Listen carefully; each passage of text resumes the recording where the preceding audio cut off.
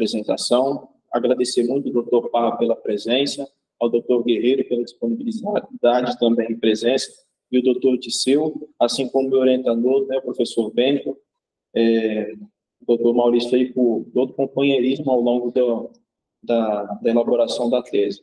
Bom, a tese é intitulada Densidade Populacional e Área de Amostragem para a Broca do Café, hipoteremus hampi, por meio de armadilhas com semioquímicos.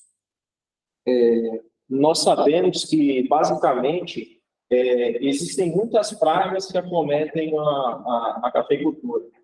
Principalmente o doutor Guerreiro aqui, ele já trabalha, por exemplo, a parte de nematóides, selecionando materiais existentes. Nós sabemos a importância da quantidade de pragas, na realidade, que nós temos presente. Basicamente, o Brasil é o maior produtor de café a nível mundial. Temos aí em torno ali de produção em torno de 40 a 60 milhões de sacas produzidas anualmente. E algumas pragas elas se destacam sendo chave. Aí a gente pode citar, por exemplo, o bicho vermelho, podemos citar, por exemplo, o Planococcus cito, o Planococcus minor, que são algumas fosfomídeas, a cigarrinha das raízes, atualmente alguns surtos de Xylosanthes compactus, que é a broca da arte, mas basicamente quando a gente lembra de café, a gente lembra da broca do café. E a broca do café ela é uma praga de suma importância dentro da cafeicultura, principalmente porque ela causa danos diretos e indiretos. O dano direto é basicamente relacionado à questão da perda de piso, né? A gente tem a perda de piso ali, isso acarreta que o produtor ele vai ter menos quantidade de saca de café no final para vender. E o preço, geralmente, da saca de café, ele está totalmente direcionado, relacionado com a qualidade. E temos os prejuízos indiretos, né? Os danos indiretos, e quando você tem algum dano ali no volume, basicamente você tem a perda da qualidade da bebida. Isso aí acarreta também a questão de diminuição do valor do café, por causa da questão de pontuação. Várias são as estratégias de manejo para o controle de hipoteremus hampi, né? São várias as estratégias, cultural, químico, biológico, entre outros. Basicamente, antigamente a gente se utilizava um inseticida, o princípio ativo dele era endosulfano. O endosulfano ele foi banido em 2013 do mercado. Ele tinha o poder, assim, de você fazer uma aplicação, algumas aplicações, basicamente você zerava a população de broca, mantinha baixa equilíbrio econômico.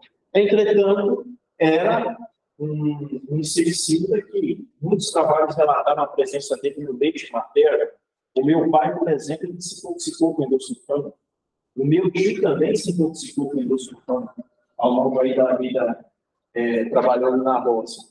E com o banimento do mesmo, os estudos, basicamente, até que você tinha um endosulfano dentro do mercado, poucos eram os estudos que se dedicavam a estudar a parte de controle biológico de bronca, ou basicamente estudar aperfeiçoamento de atrativo, porque basicamente você tinha um inseticida muito potente, inclusive hoje você pode chegar em qualquer produtor, o agricultor fala assim, saudade não tinha endosulfano, porque o cara sabia que era uma aplicação e basicamente isso. Ele estava, na verdade, não acostumado com aquele produto que é tão tóxico, né? Aí, dentro do contexto, a partir do ano de 2010 em diante, foram muitos estudos que começaram a fazer aperfeiçoamento de isca atrativa, principalmente porque os produtos ativos registrados, né, os princípios ativos, como o tiametoxano, a imidacloripiride ou clorpirifos, eles têm um efeito legal para a questão de controle da broca, para o manejo. Entretanto, muito menos para endosulfano. Então, se precisou usar táticas para poder realizar esse monitoramento. E, basicamente, esse monitoramento populacional ele é utilizando iscas. Uma isca semioquímica e, geralmente, se utiliza etanol e metanol. Entretanto, no Brasil, são vários os atrativos utilizados em várias proporções. Às vezes, o agricultor vai lá no posto de gasolina, pega o atrativo, ou, às vezes, ele pega qualquer álcool 48%, enfim. E também ele utiliza qualquer armadilha. Ele chega lá, ele acha uma garrafa de 2,5 litros, uma garrafa de 600 ml, ou até mesmo uma garrafa de 1 litro, ele vai estar utilizando ela. Às vezes você pode estar sub ou superestimando a população. E dessa forma, como que existem diversas formas de você fazer a amostragem de diversas armadilhas, basicamente não se tem relação do monitoramento correto.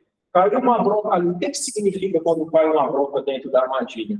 Basicamente, hoje é difícil, você tem vários trabalhos que falam, várias metodologias, mas não se tem um ponto definido. A questão de proporção de armadilhas mesmo, você vai pegar em proporção de 2 até 50 milhões de armadilhas por hectare. Cada trabalho vai falar alguma coisa e vão ter situações específicas, no caso.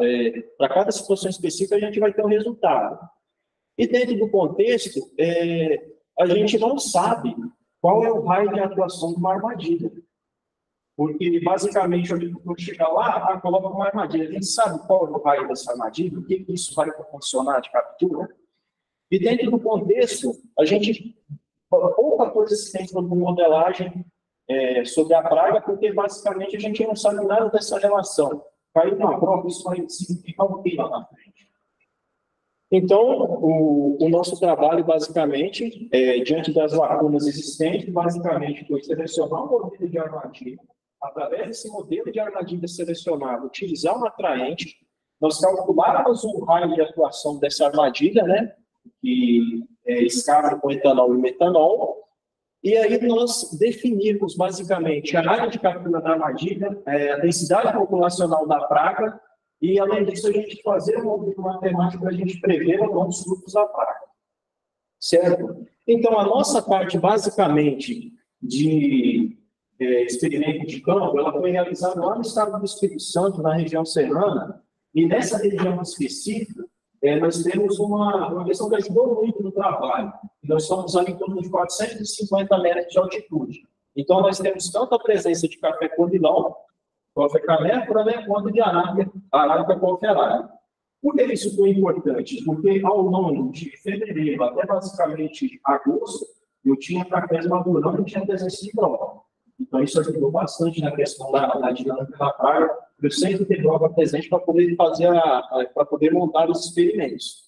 E, basicamente, dentro dessa altitude ali de 450 metros abaixo, a gente tem a presença de café comilão.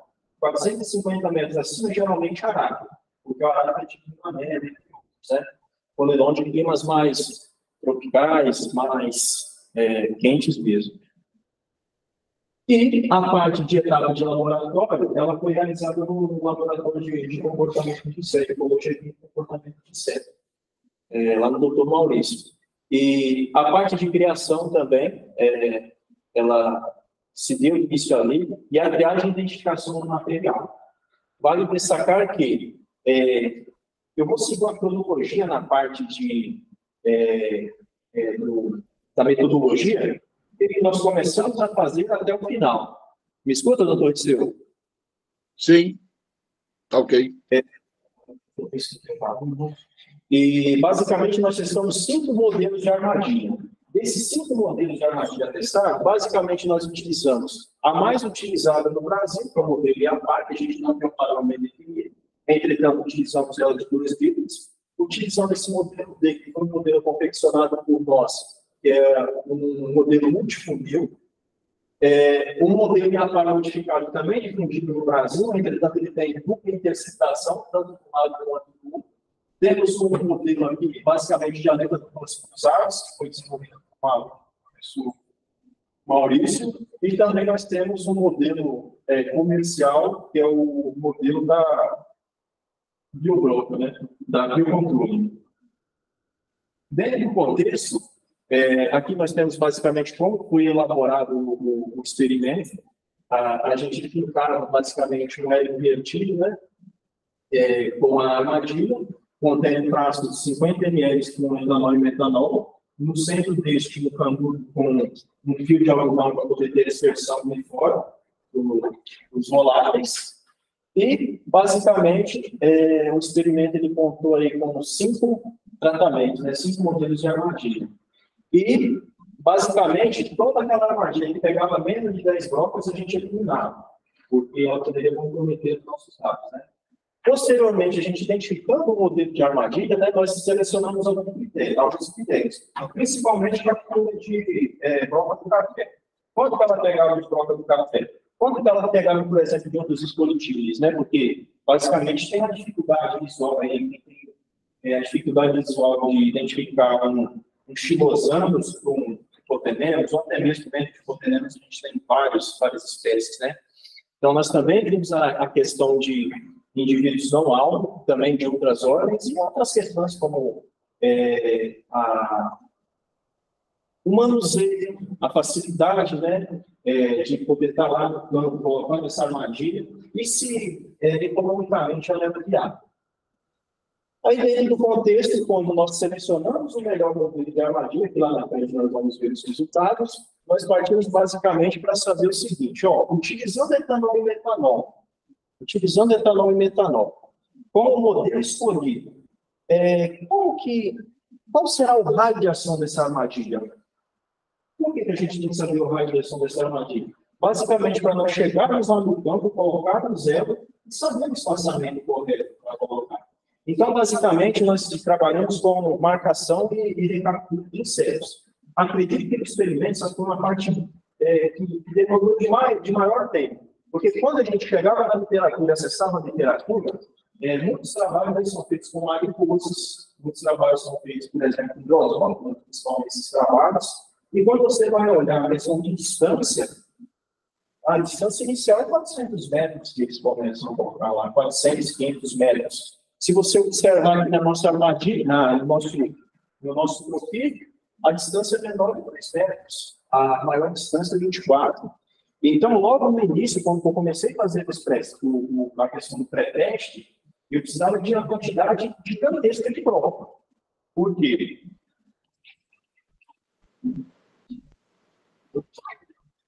Então, eu estou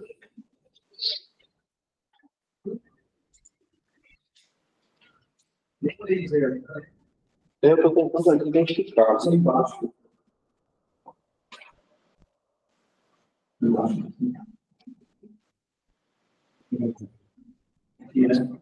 Certo. Então, quando a gente para analisar a questão de distância, nós vemos que elas são bem diferentes do que nós temos presente na literatura, que são maiores distâncias.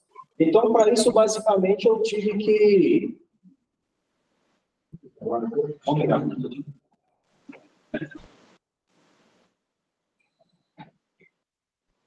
Então, basicamente, as distâncias elas não batiam com o que tinha na literatura. E quando eu comecei a fazer a minha revisão, eu vi que 300 metros uma broca voada. Então, como que você ajusta? Fala, voa com dispersão de vento de 300 metros. Mas a curto espaço de tempo você não achava trabalho. Então, foi um dos gargalos maiores do trabalho. Isso tomou muito, mas muito tempo. Principalmente, uma fase que foi um gargalo foi a parte que o Dr. Palma trabalha muito, que é a parte de criação de insetos. E o Dr. Liceu também trabalhou nessa parte. E aí você precisava ter uma quantidade enorme de brocas, geralmente você utilizava 2.800 brocas para fazer o experimento inicial, para fazer o pré-teste. Usava 2.800 brocas, e como que eu conseguia fazer a criação do inseto?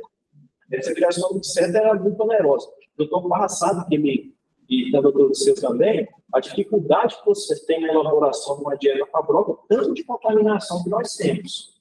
Então, basicamente, eu precisei apelar no conhecimento prático do meu avô. Cheguei lá no meu avô e eu perguntei o seguinte: bom, o senhor quer mais tempo? Basicamente, qual é o horário? Bastante literatura. Qual o horário que o senhor vê mais a broca dando revoada aí? Aí ele falava assim: mano, filho, geralmente de tarde a gente vê muito. Então, basicamente, eu levei isso como critério. E por relação à região cafeira, o pessoal estava ganhando café a todo momento. Eu pensei o seguinte: para conseguir fazer os pré-testes, eu vou aproveitar a colheita, eu vou levar todo o café de uma única região e vou conseguir coletar todas essas provas que tem na região. Porque aí eu conseguiria montar o experimento. Porque se eu fosse depender unicamente da criação em laboratório, pode ser que eu não conseguisse montar esse experimento, principalmente pela questão dos pré-testes. Eu ia depender de umas 10 toneladas de café mais em em sala e às vezes se tornaria inviável. Porque cada repetição dessa, basicamente cada repetição, cada distância dessa, tanto no norte, sul, leste, oeste, ia 100 brocas. São basicamente quantas distâncias? 1, 2, 3, 4, 5, 6, 7. 7 vezes 4, 28, 28 vezes 100, 2.800 brocas por repetição no tempo, né? Então, basicamente, eu precisava pegar essas brocas, coletar essas brocas, colocar dentro de uma placa de pele, com a plataforma basicamente de papel de filtro. Aí, foi outro problema, foi adaptar a questão da quantidade de tinta que teria que cair sobre as brocas e elas não terem problema de revoar. Aí foi uma base de temperatura, entre outros. Basicamente, ficou proporcional ao que o pessoal usa para grosópera, que basicamente tem esse tamanho. Mas, claro, com algumas modificações. E aí, basicamente, o início do sofrimento foi aí, né? Porque eu tinha que carregar toda essa carga de café, colocar numa área para poder fazer a questão para poder fazer basicamente a questão dos pré-testes. E esses pré-testes, basicamente, eles eram bem árduos.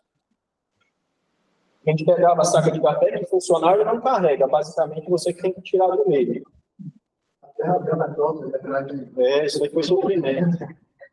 Pegava e jogava ali numa região que, convenhamos, tudo aquilo ali estava espalhado por toda a área. A gente concentrou ela no local, né?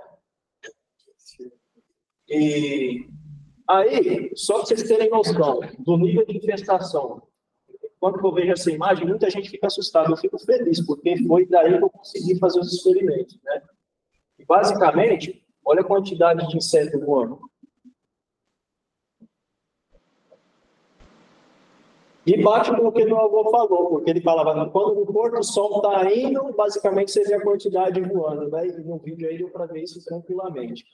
E, para vocês terem, os senhores terem noção, basicamente, do quanto se coletava com uma armadilha, metanol e metanol, durante 1 hora, era isso aqui, ó.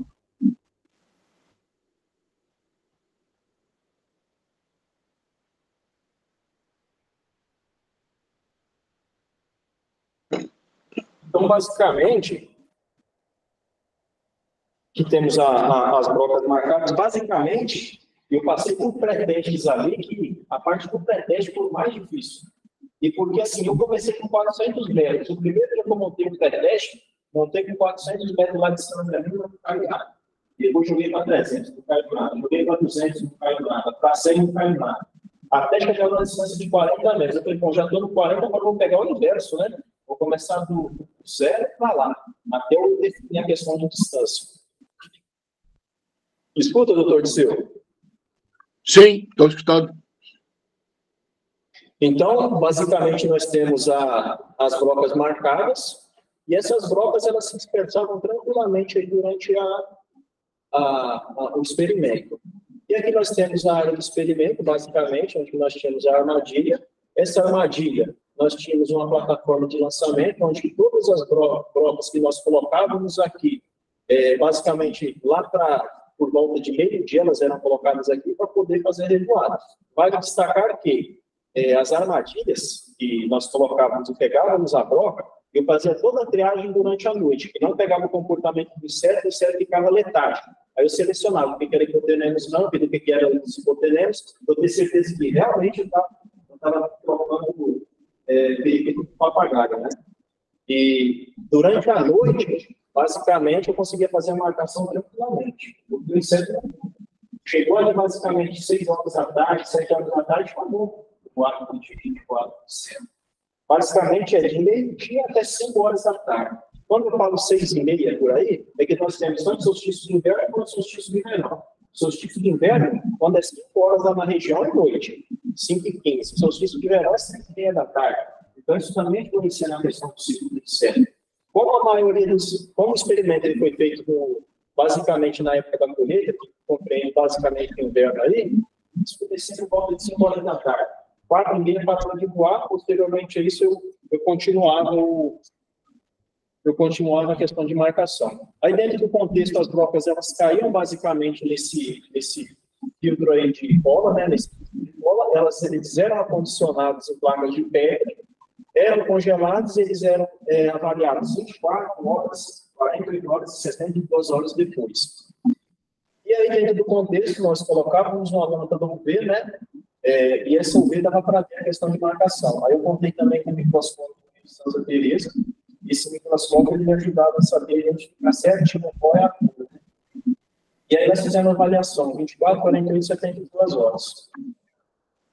E aí nós basicamente utilizamos a literatura Miller 2015 para poder fazer a questão da radiação, saber certinho quando que aquela página era alcançada, e algumas outras adaptações foram feitas, como, por exemplo, usando o Q 89 para a gente calcular o alcance da bomba. Dentro do contexto, finalizamos a radiação, achamos a radiação, aí nós partimos basicamente para a determinação do nível econômico, em que nós tínhamos a armadilha centralizada, nós marcávamos basicamente 30 plantas por hectare, dentro da área de atuação aí nossa de 10 plantas, né? 10 plantas dessa área aqui, que foi proporcional à área que cada armadilha tinha. E aqui nós tínhamos a captura de brocas e nós tínhamos a questão da perda de massa, que já estava na literatura, e nós tentamos correlacionar com o nível de infestação. E aí precisávamos saber, será que essa perda de massa em função de infestação é um exponencial, esse pode? E dentro disso, nós usamos alguns critérios para a escolha do modelo. Foi o coeficiente de determinação, o logaritmo de máxima verosimilhança e o critério de formação de AKM, e a soma dos quadrados residuais. E aí, nós, basicamente, chegamos e veremos lá nossos resultados. Dentro do contexto, o Dr. Bar e o Dr. Maurício já estava reunido comigo lá, em questão da armadilha, e o senhor mencionou uma coisa muito importante. Beleza, eu tenho que detectar que a bomba vai entrar no futuro. Sabe que quando a bomba caiu ali, a gente já tem um meio instalado? E ele ficou na minha cabeça.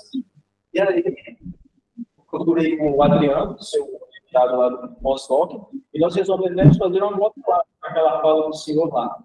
E aí, dentro do contexto, nós basicamente pegamos a dinâmica populacional da praga, que tinham 2 grandes picos, e nós usamos uma modelagem que faz a questão da temperatura do local e do biológico do inseto. Para responder basicamente o que ele tem solar. Beleza. Mas isso significa o que lá na frente, né? Naquela época, que mais ou menos isso que o senhor quer dizer. E aí, basicamente, nós utilizamos o modelo básico de Cotelli, 2007, e adotamos basicamente a taxa de desenvolvimento natural, né? A capacidade de suporte, ela foi determinada com base na captura de cada armadilha, né?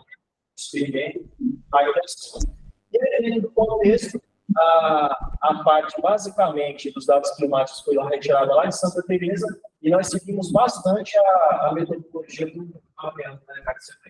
O trabalho que ele tive no Escondó. E aí, basicamente, ficou na nossa cabeça o seguinte: nós temos 2 grandes picos lá, aí teremos um problema. Beleza, nós temos 2 grandes picos, e a gente tem um manejo para agricultura. Será que se a gente tem uma aplicação para exploração, isso vai carregar em lá na frente? Eu coletei lá na espaço de informação, nós temos um pico. Se eu coletei ali, será que ele vai influenciar o que para uma aplicação? Qual uma exploração? Uma aplicação que não torna uma aplicação. Uma expansão diferente, sabe? O que acontece se eu isso vai fazer e basicamente nós seguimos uma combinação de 5 estratégias de controle, né? Maturação, floração, expansão e maturação, uma combinação entre maturação e floração e uma estratégia de controle em 3 fases. Aí essas 3 fases basicamente para floração, expansão e maturação. Dentro dos nossos resultados, nós vimos que basicamente, as armadilhas estão acumuladas o mesmo número de hipotelemos ampli, não sendo significativo, para a captura de hipotelemos ampli, alguns escoletins também não significativos, outros coleócitos não. Entretanto, quando a gente vai lá em insetos de outras ordens, é significativo. Mostrando o seguinte, geralmente quem faz o trabalho de é um empregado. Você vai lá e funciona. Se você coloca ele para fazer um comportamento, uma armadilha, pode passar aí. O meio mortífero ali fica uma patinha, dentro. Aquilo não é tadinho, nem ele vai fazer a avaliação. Muitas vezes ele quer que aquela parcela de avaliação. E aí, dentro disso, o modelo IAPAR, que é o modelo mais utilizado a nível nacional, foi um cara que é o mais incerto de outras obras. Trazendo uma grande, mostrando dificuldade por faz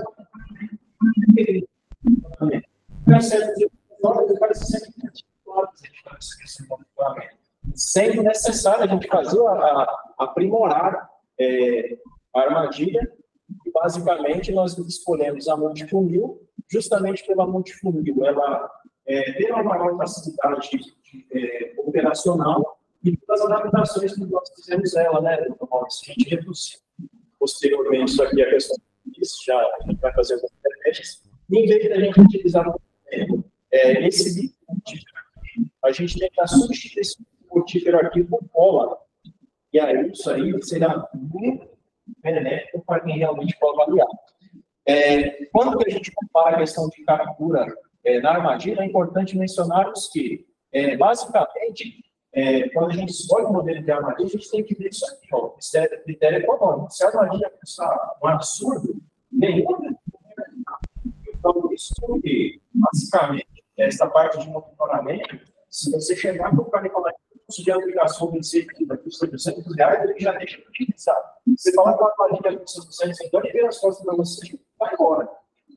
Então, muitas das vezes, esse tipo de armadilha aqui, ele pode ser usado como uma questão do cliente, para você utilizá-lo como porta de acesso a uma fazenda, ensinar os critérios, entre outros.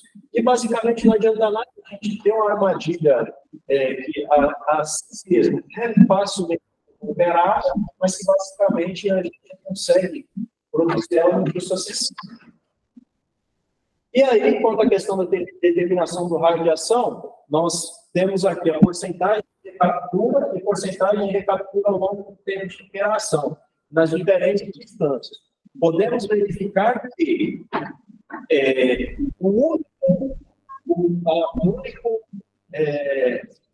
nessa porcentagem de recaptura ao longo do tempo, nós observamos que 48, 72 horas não pegou nenhum inseto acima de 8 metros de distância, enquanto a distância de 2,4 metros já capturou as 48 horas. Após 72 horas aqui, nós não tivemos nenhuma captura. Você fala a situação, mas por que isso aconteceu? Basicamente é o seguinte: quando você monta a armadilha, você tem a competição de volta. Você também tem a questão da estrutura da planta. Então, de acordo com que a droga vai armando, o doutor Maurício sempre menciona isso. O inseto ele sempre vai prezar pelo menor gasto energético. Se o inseto ele tem o recurso a curta distância, para que ele se desenvolver 72 horas para tentar voltar em uma doença, encontrar o espaço. Né? E aí você ainda tem a influência da armadilha, a influência visual, você tem a influência também da pluma de odor, que é mais próxima, entre outras. É importante destacarmos que, basicamente, as capturas, a gente vai ter 2,6%. Vocês devem se perguntar, por que não? 2,6% só de captura é pouco, faz parte de acordo com a literatura. Modesto esse número, assim que, em comparação com a literatura, está até assim. Muitos trabalhos de captura 7%, 1%. E aí, dentro do contexto, esse gráfico aqui, basicamente, ele é convertido, né? Ele nos mostra que, de acordo com que nós aumentamos a distância de liberação, basicamente diminuímos a questão de captura de insetos. Isso também foi especificado lá na questão da proporção transformada de drogas capturadas né, o SPT-FER, perto da distância de operação da armadilha central, em que nós vemos que, a partir do momento que nós aumentamos a distância, esse valor ele tem a diminuir. Ou seja, a maior captura está nas distâncias iniciais de 2, 4 a 8 metros. Aí, dentro do contexto, nós precisávamos ter esse gráfico aqui, essa equação da ERA, para nós pegarmos esse valor aqui e esse valor aqui, utilizarmos a estatística, porque ele é coeficiente da ERA. Mas nesse valor aqui, se nós jogássemos uma figura 4, do meio de milha, nós saberíamos o alcance da curva. Só que ficou bem, vamos dizer, nós não conseguimos verificar isso no final. Então, ficar uma certa ao mesmo valor. E através de Gears 99, nós conseguimos fazer verificações e aí nós verificamos o alcance na realidade é o que esperamos. Em contrapartida, precisávamos saber quanto esse sistema vai caminhar ali dentro e ele vai ser responsável pela armadilha. Então, dentro do contexto, nós precisamos essa parábola aqui a tocar o eixo X, e tocou 22 metros. E somar com 3 da frente, foi basicamente o que o sistema é responsável. E quando basicamente nós pegamos e montamos o experimento lá, basicamente do radiação, nós temos que, se nós jogarmos os 20 metros quadrados, nós temos 1.700 metros quadrados, que é 0,17 hectares. A nossa curva de odor, basicamente, ela foi menor que 2 metros, foi 1,5, né? 1,3 na realidade, e isso caracteriza armadilhas por hectare. E, basicamente, isso é influenciado principalmente pela questão dos borrados que nós temos dentro de café. Nós temos nós temos uma diversidade genética de hormônios aqui e a própria. Isso está dificultando a questão de quantos metros a armadilha ela tem eficiência. E aí, basicamente, se você verificar, né, olha a quantidade de brócolis que nós tínhamos revoando. A quantidade de brócolis que nós tínhamos revoando, basicamente, nos diz o seguinte: tem muita brócolis por área. A literatura nos dizia, se nós procurarmos na literatura, o trabalho que basicamente ele aferia quantas brócolis eram necessárias para poder causar um prejuízo aí de 4 de frutos de café infestado, é o trabalho de Fernandes 2011. A gente falava assim, tem que ser 400 brócolis por área. Já o nosso trabalho com marcação de captura mostra que não. Basicamente, esse é subestimado. Porque, basicamente, na realidade, precisamos de 95 pontos para causar o mesmo, basicamente, o mesmo prejuízo. E vocês conseguiram ainda examinar que, na broca da armadilha, essa única broca pode responder a 5.630 brocas. 10 brocas, 565 brocas. Uma broca da armadilha, 65 brocas. 10 brocas, 5.630. E quando a gente captura 10 brocas, que não, isso olha só, isso pode corresponder a 50 brocas, que basicamente a produtividade média brasileira pode se tornar aí uma perda de 1.300, certo? E aí, dentro do contexto, nós fomos para a determinação do dano econômico e o modelo que mais se ajustou, na realidade, se ajustou por o linear, por ele ter uma maior localização da primavera semelhança, a soma dos quatro principais dele também ser menor, assim como o critério de formação de acordo. E aí, nós temos o seguinte: o melhor modelo foi o modelo linear. Fernando, por que você vai utilizar esse modelo linear? Basicamente, para nós calcular o dano econômico, que basicamente é relativo em função da produção, o valor da saca, esse nível de dano econômico, ele é muito relativo. Vai ser influenciado pela produção e pelo volume. E aqui nós temos valor de 1 até 40 estados. É o seguinte: tem ano que nível de prestação vai pela café. E aí, basicamente, com aquele tempo lá, a avaliação, nós fizemos um nível de dados, nós conseguimos essa informação da armadilha. E essa informação da armadilha, basicamente, nós vimos que temos dois grandes de recuado na prova: maturação e elaboração. Certo? Por que isso é importante? Isso é importante pelo seguinte: na maturação, atenção, elaboração também tem muita atenção. Doutor, vamos fazer a mestrado básica e falar o seguinte: Fernando, se você esperar para chegar no ar, você sempre vai ter que ter. Porque você acaba em cada vez. E assim, então, basicamente, de dinâmica populacional, para que eu vou esperar lá na maturação se às vezes ele possa perceber esse grande pico aqui, né? Controle. E aí, dentro disso, basicamente, nós temos que esses erros são importantes, principalmente para nós saber como é que está o dinâmico. E aí, ficou na minha cabeça, aquela reunião lá com o senhor, fala com o Maurício, e aí nós basicamente fizemos modelagem. E essa modelagem, nós temos a maturação, nós temos a formação. Esses modelos todos vão gente cenários no algoritmo dele rodar, né? E dentro disso, vocês vão ficar pelo nosso modelo, sempre temos um professor que já tem problema, já tem sensação. Então,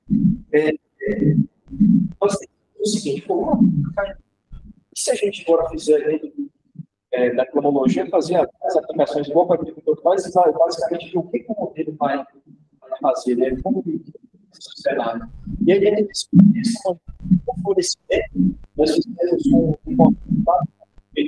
controle estimulando basicamente 80% do produto, certo? No caso da biológico, no caso, se com a floração, a porcentagem ela ficou em torno de 3%. Quando nós partimos para a maturação, nós vimos que um controle com manejo de 80% na maturação, basicamente caiu para 1,8%. Certo? Isso o modelo nos disse. Quando nós fizemos um manejo na floração e maturação, que são os dois grandes picos, caiu para 1,5%. Quando nós adotamos, basicamente, 80% da expansão e maturação, aí ele subiu para 1,8%. Ficou abaixo do controle na maturação e na floração, certo? Que eram os dois grandes picos. E quando, basicamente, nós adotamos na floração, expansão e maturação, basicamente deu 1,5%. É melhor 1,5%, com 3 métodos de controle, ou meio de 2 métodos de meio. E aí, basicamente, nós temos o seguinte, que dentro do nosso critério, nós recomendamos fazer a aplicação imediatamente após a aplicação desse método de controle, imediatamente antes da colheita.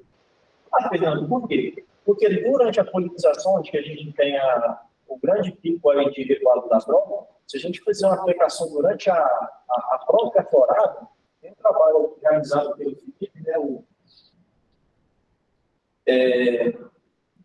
várias pessoas, o Diego, por exemplo, ajudou, né, nesse trabalho, e mostra que se a gente aplicar, por exemplo, até mesmo biológico durante a floração aí, a gente pode prejudicar o inseto, ele perde a identidade, né? E quando nós fizemos durante a colheita, imediatamente durante a colheita, é um grande risco também, porque não é recomendado. E aí, dentro do contexto, nós temos, por exemplo, Fernando, isso é muito bonito, a modelagem nos diz isso, mas na prática, aí vocês sabem que basicamente eu estou trabalhando e a gente vai dando 5 caras. Será que realmente eu fiz lá na tese, ela tem relevância? Será que aquilo lá é verdade? Será que eu fiz aquilo e eu confio 100% do que eu fiz? E aí eu comecei a fazer isso na prática. Eu fiz aplicações imediatamente após a colagem, né? Desde o tempo que eu trabalhando.